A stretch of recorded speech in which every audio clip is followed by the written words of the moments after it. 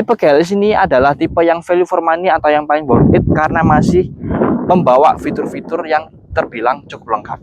Di DRL-nya itu ada yang namanya fitur welcome light. Jadi ketika dibuka kuncinya, mobil ini menyala DRL-nya untuk menyambut kita sebagai penumpang atau driver untuk masuk ke dalam kabin. Yang di tipe GLS tidak ada yang dikorbankan sama sekali untuk di ruang mesinnya. Fitur-fitur yang penting yang harus ada di mobil itu tidak dikurangi di mobil ini. Contohnya satu, electric mirror. Meskipun tidak retract, tetapi seenggaknya kan nggak manual seperti kebanyakan LMPV yang tipenya standar. Mobil ini mampu menciptakan angka hingga 19 sampai 20 km per liter. Mobil ini memiliki satu yang spesial, yaitu kilometernya yang masih 50 ribuan saja. Dan juga mobil ini kami tawarkan di harga, ingin mobil yang bisa mengangkut keluarga secara nyaman dan juga fleksibel ke segala medan, apalagi kalau bukan Mitsubishi Xpander tipe GLS tahun 2019.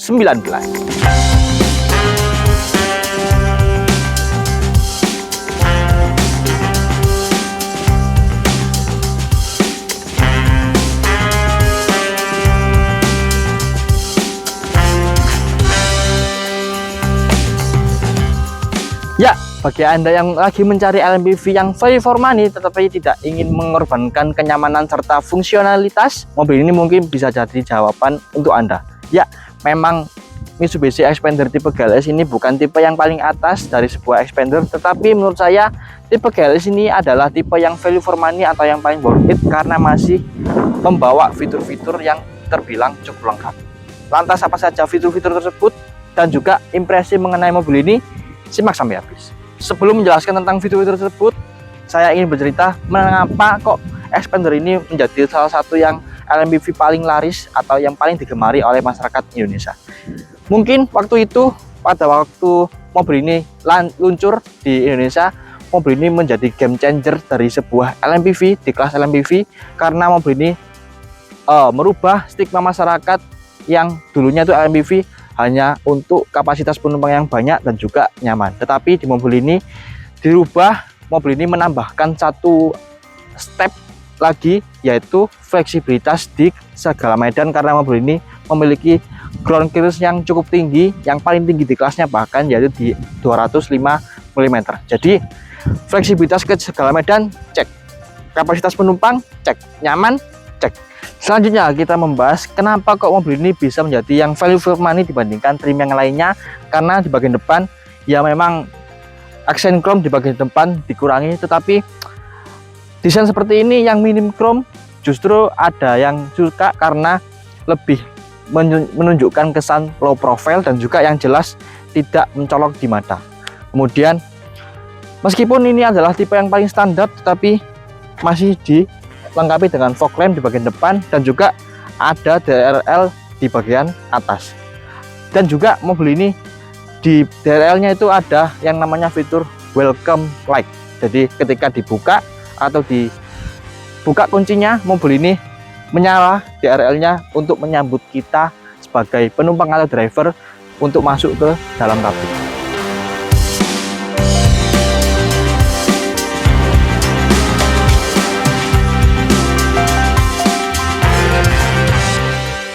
Nah, kalau kita membahas soal mesin, bahkan di varian yang paling standar ini atau yang di tipe GLS tidak ada yang dikorbankan sama sekali untuk di ruang mesinnya. Yang dikorbankan cuma satu, yaitu cover mesin. Tetapi untuk cover mesin bisa dijual secara terpisah, Anda bisa membelinya di mana-mana. Dan juga mobil ini juga memiliki tenaga yang sama seperti varian yang paling atas, yaitu di 105 HP dan torsinya di 144 Nm.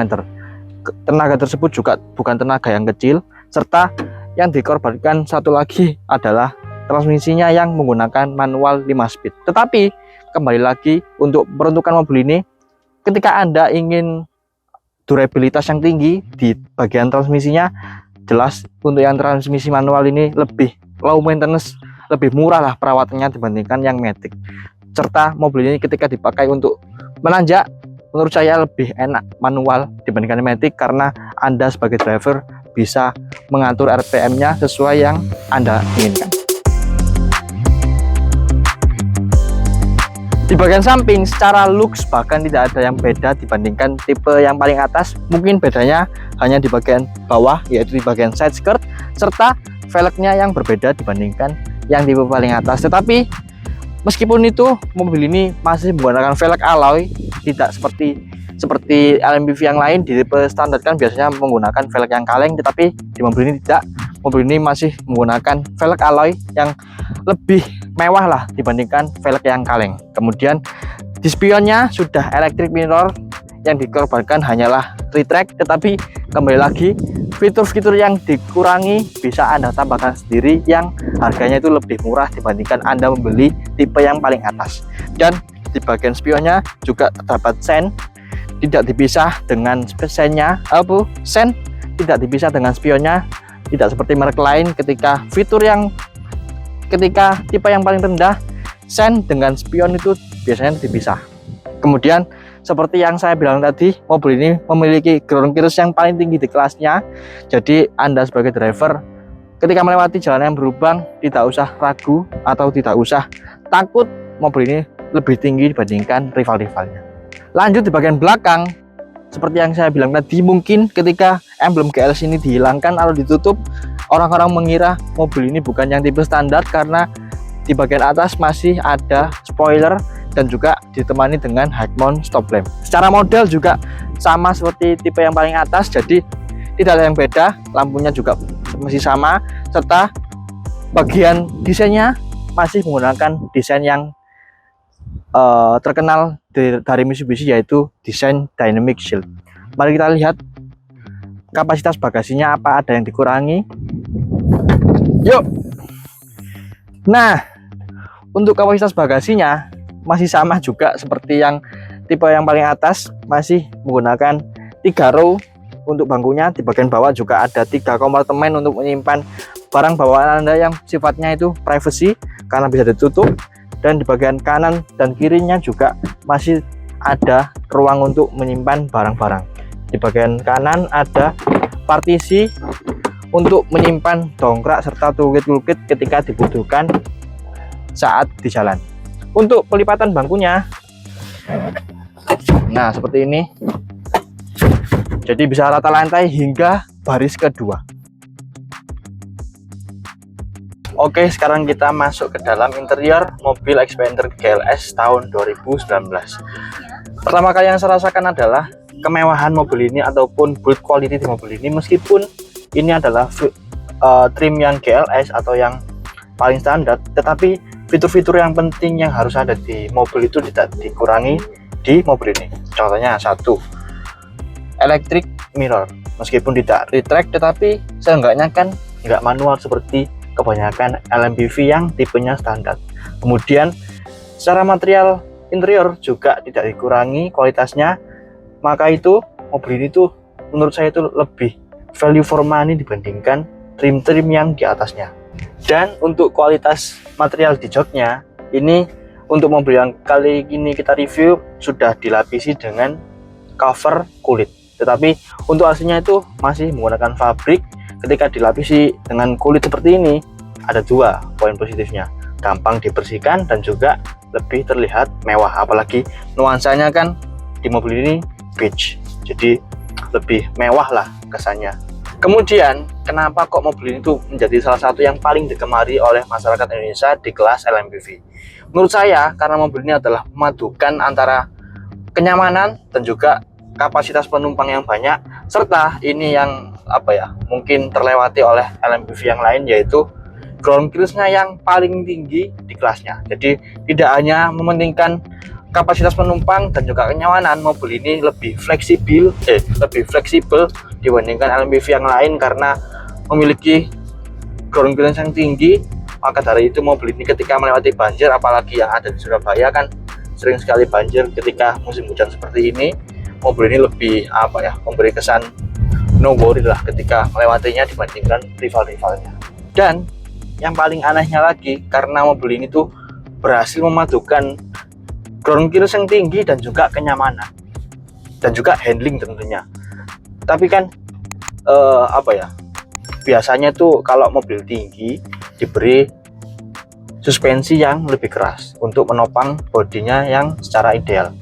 Tapi di mobil ini apa ya, Mitsubishi itu berhasil meracik suspensi yang nyaman untuk mobil yang ground clearance-nya yang tinggi. Jadi selain nyaman juga handlingnya baik dan ground clearance-nya tinggi. Jadi itulah poin plus mobil ini dibandingkan LMPV yang lain, apalagi dibandingkan pesaingnya yang si kembar itu. Kemudian kalau kita berbicara tentang mesin, meskipun ini adalah tipe yang standar, tetapi mesinnya tuh sama sekali tidak ada yang beda dibandingkan trim-trim yang di atasnya. Masih sama menggunakan unit 1500 cc yang tenaganya torsinya itu 140 sekian Nm, jadi tenaganya itu sama. Tetapi yang diuntungkan di mobil ini adalah kehematan bahan bakarnya yang lebih hemat dibandingkan pesaingnya. Yang menjadi salah satu yang paling hemat lah, bukan yang paling hemat tapi udah termasuk yang hemat, yaitu di angka 12 hingga 13 km per liter untuk rute dalam kota seperti ini dengan rute kemacetan, dan untuk rute tolnya dengan jalan yang tanpa hambatan di tol, mobil ini mampu menciptakan angka hingga 19 sampai 20 km per liter. Terbilang cukup hemat dibandingkan rival-rivalnya, apalagi bodi mobil ini tuh lebih ke apa ya, LSUV dibandingkan LMPV. Soalnya kan besar, tinggi, tapi yang mencengangkan adalah bahan bakarnya yang masih terbilang hemat. Nah, kesimpulannya mobil ini lebih cocok untuk siapa? Jelas mobil ini cocok untuk Anda yang udah berkeluarga, apalagi mobil ini mampu menampung hingga 7 penumpang, dan Anda yang ingin sedikit berpetualang ke medan-medan yang off-road ataupun ingin menikmati alam, karena mobil ini memiliki ground clearance yang tinggi dan juga mesin yang cukup bandel. Terbukti mesin ini dipakai, bukan mesin ini sih, cuman sasis ini, expander ini dipakai juga di rally WRC.